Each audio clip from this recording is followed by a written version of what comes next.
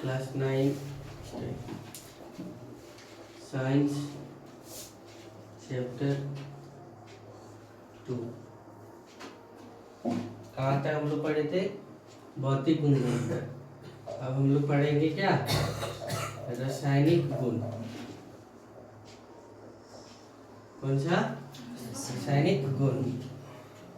ऐसा परिवर्तन, वह परिवर्तन जिससे हमें क्या हो? नए पदार्थ प्राप्त हो। जिससे हमें क्या हो? नए पदार्थ क्या प्राप्त हो।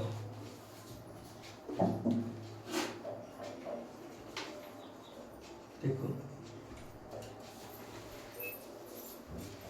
रासायनिक परिवर्तन पदार्थ के, समझिएगा, रासायनिक परिवर्तन पदार्थ के रासायनिक गुणधर्म को, रासायनिक गुणधर्म को क्या कर देता है? या गुणधर्म में परिवर्तन कर देता है। हल्ला नहीं करिए। देखो क्या लिखे, रासायनिक परिवर्तन क्या है? तो रासायनिक परिवर्तन पदार्थ के रासायनिक गुणधर्म को क्या कर देता है? बदल देता है।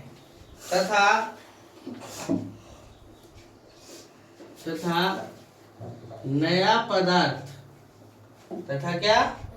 नया पदार्थ प्राप्त होता है। तथा क्या? नया पदार्थ प्राप्त होता है। रासायनिक परिवर्तन को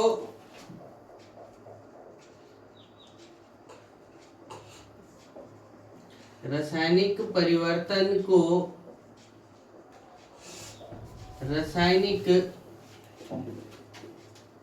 प्रतिक्रिया भी कहा जाता है। रासायनिक परिवर्तन को क्या कहा जाता है? रासायनिक प्रतिक्रिया भी कहा जाता है। इसका एग्जाम्पल कौन कौन होगा? ध्यान से देखो। जैसे देखना, मोमबत्ती का पिघलना भौतिक परिवर्तन, लेकिन मोमबत्ती का जल जाना क्या हो गया? मोमबत्ती का जलना, रासायनिक परिवर्तन। लकड़ी को काटना, कागज को फाड़ना, एक ऐसा परिवर्तन हो गया? भौतिक परिवर्तन। लेकिन लकड़ी का जलना, लकड़ी का जलना, कागज का जलना, ये सब कैसा परिवर्तन हुआ? रासायनिक परिवर्तन। जंग लगना कैसा परिवर्तन? रासायनिक परिवर्तन। भोजन का पकना, भोजन का पकना, ये भी क्या हो गया? रासायनिक परिवर्तन। भोजन का पचना, भोजन का पचना, ये भी क्या?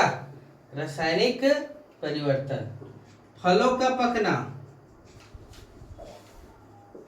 फलों का पकना, ये सब क्या हो गया? रासायनिक परिवर्तन।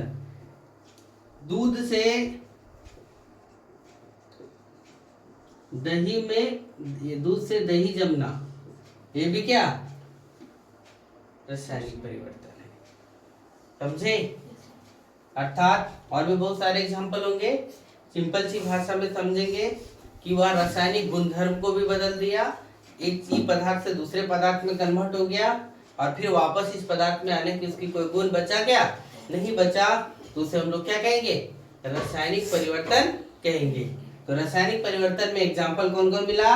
मोमबत्ती का जलना, लकड़ी का जलना या कागज का जलना, जंग लगना, भोजन का पकना, भोजन का पचना, फलों का पकना, दूध से दही में बदलना, ये सब क्या है? रासायनिक परिवर्तन है। और भी बहुत सारे एग्जाम्पल है, ये कुछ दो चार को बता दिया गया। ठीक है, जल्दी नोट करो। यहाँ तक क्या लिखा हुआ है कि पदार्थों के उसके रासायनिक गुणधर्म के आधार पर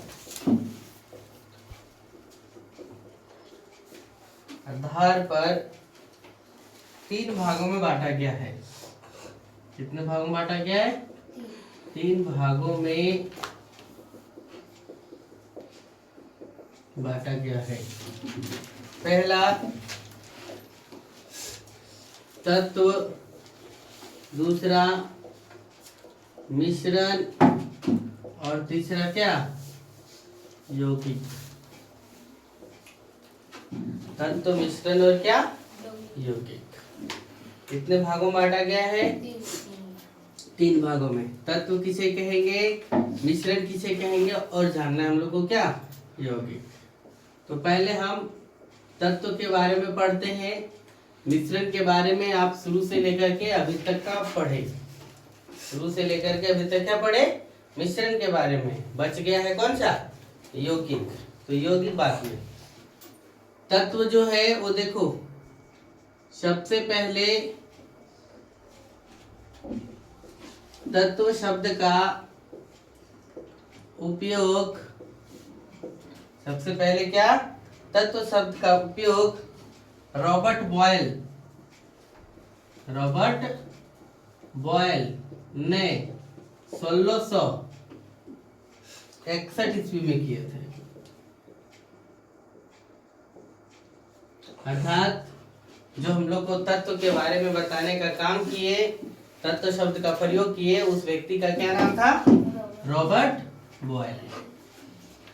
देखो तत्व की परिभाषा, वह मौलिक पदार्थ। तत्व की परिभाषा क्या लिख रहे हैं? वह मौलिक पदार्थ जिसे किसी भी विधि से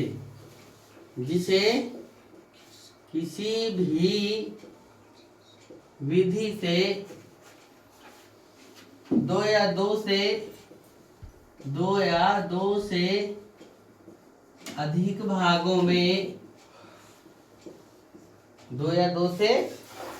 भागों में बांटा नहीं जा सकता है। बांटा नहीं जा सकता है ना? क्या कहलाता है? तत्व कहलाता है। सबसे पहले तत्व शब्द का उपयोग किसने किया? रॉबर्ट बॉयल ने 1661 ईस्वी में। तत्व क्या है? तो वह मौलिक पदार्थ जिसे किसी भी विधि से अधिक भागों में खंडित किया नहीं जा सकता है, 2 या 2 से अधिक भागों में बांटा नहीं जा सकता है। क्या कहलाता है? उसे तत्व कहते हैं। उसे क्या कहते हैं? तत्व कहते हैं। अभी तक कुल 118 तत्व ज्ञात हो चुकी है। अभी तक कुल कितना? 118 तत्व क्या हो चुकी है? ज्ञात हो चुकी है, जिसमें 92 तत्व प्राकृतिक रूप से यानी प्रकृति द्वारा से प्राप्त है, तथा शेष बचा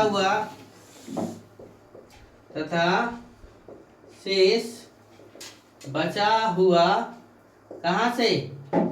प्रयोगशाला में बनाया गया है। शेष जो बचा है वो कहाँ बनाया गया? प्रयोगशाला में बनाया गया है। समझ गए? इसके बाद देखो तत्व को भी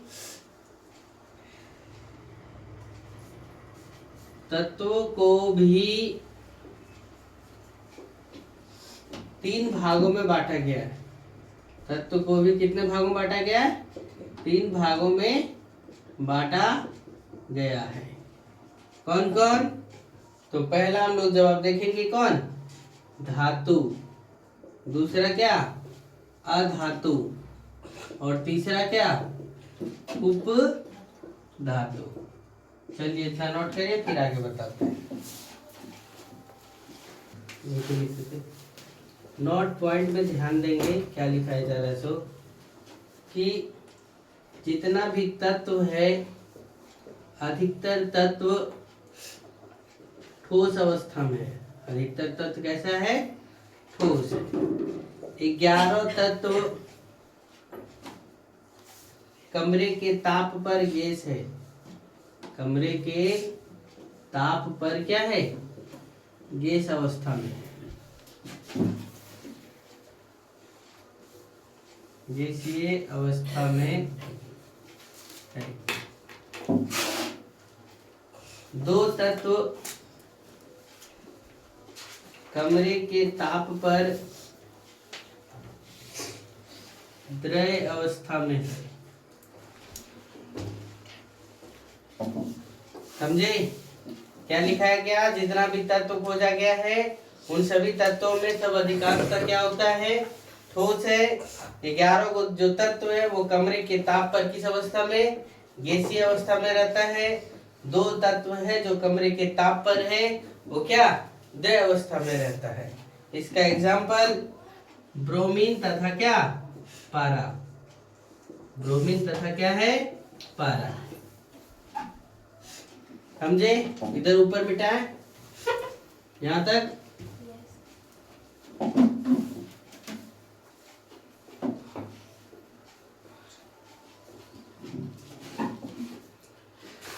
अब हम लोग पढ़ेंगे सबसे पहले यहाँ पर पहला क्या पढ़े थे? धातु। इसको हम लोग क्या बोलते हैं? मेटल। धातु के निम्नलिखित गुणधर्म है। हम लोग किसी भी पदार्थ को कैसे कहेंगे? किसी भी तत्व को कि धातु है कि अधातु है, तो उसका क्या है? कुछ गुणधर्म है। क्या क्या गुणधर्म है? देखो, यह धातु क्या होता है? चमकीला होता है। धातु क्या होता है? चमकीला होता है। यह मुख्यतः भूरे रंग का होता है। मुख्यतः क्या होता है? भूरे रंग का होता है। सोना, एग्जाम्पल कुछ बदल जाएगा, जैसे सोना किस रंग का? पीला रंग का। चांदी बताया जाता है कैसा? सफेद रंग का। ये होता है। सी, धातु विद्युत तथा ऊष्मा के सुचालक हैं। सुचालक मतलब क्या? समझ में आ रहा है? यानी इसमें करंट भी प्रवाह हो जाएगा और हीट भी प्रवाह हो जाता है। मिटा दे सब। धातु नोट कर लो, रुको। धातु आघात वर्ध्य होता है। इसका मतलब क्या? आघात वर्ध मतलब इसको पीट करके हम लोग क्या कर सकते हैं? सीट में बदल सकते हैं, यानी पतली पतली चादरों में बदल सकते हैं। सामान्यता धातु ठोस अवस्था में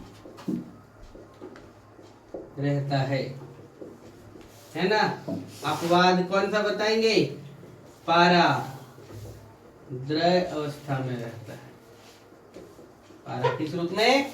द्रव्य अवस्था में। मिटा दे वाला।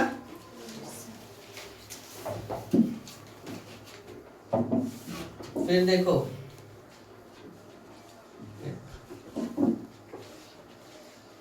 धातु ऑक्सीजन से अभिक्रिया कर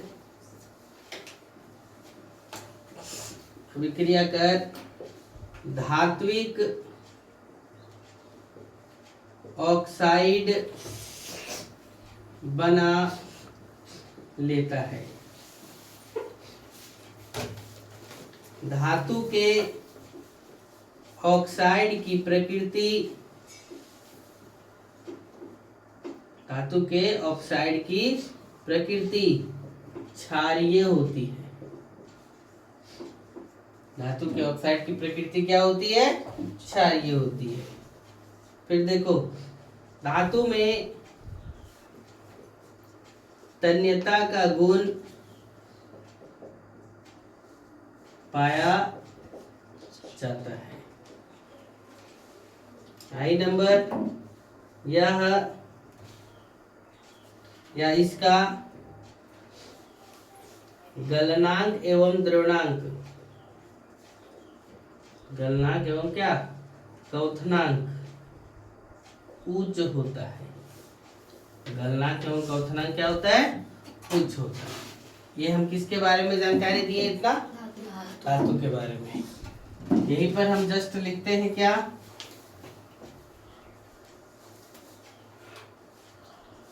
अधातु, इसको हम लोग क्या बोलते हैं? Non metal. अधातु को क्या बोलते हैं? Non metal. ध्यान से देखिए, सेम कंडीशन अधातु के, ध्यान से देखो इधर पहले, अधातु के निम्नलिखित गुण धर्म है। समझ में आ रहा है ना? निम्नलिखित क्या है? यह चमकीला नहीं होता है, यह चमकीला नहीं होता है। समझे? बी नंबर,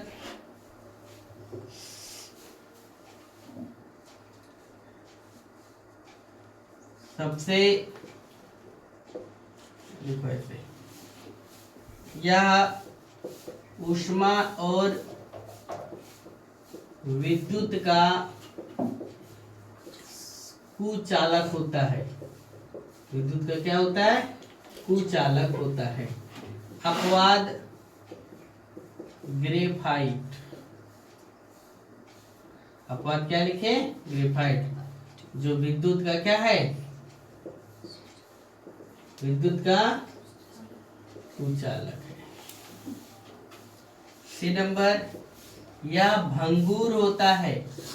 भंगुर मतलब क्या? टूटने योग्य होता है। अपवाद, क्या अपवाद में जाएगा? हीरा, प्रकृति में पाए जाने वाले तत्व में सबसे क्या है? कठोर तत्व है। प्रकृति में पाया जाने वाला सबसे क्या? कठोर तत्व है। डी, यह सामान्यतः ठोस यानी कार्बन, ठोस में क्या?